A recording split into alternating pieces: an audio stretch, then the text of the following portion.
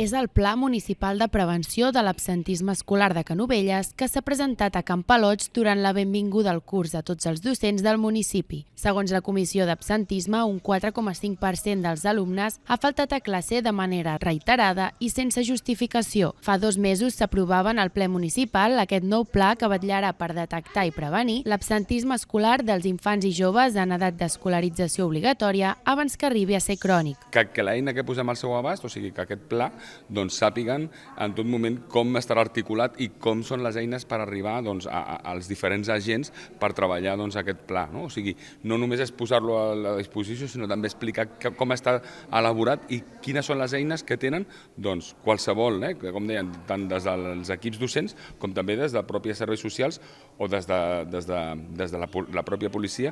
Una renovació del pla que s'ha estat elaborant durant gairebé 3 cursos i que conté la definició de les causes i la tipologia de l'absentisme, així com l'actualització del protocol d'actuació amb diferents decàlegs que han de seguir els professionals que intervenen en el procés.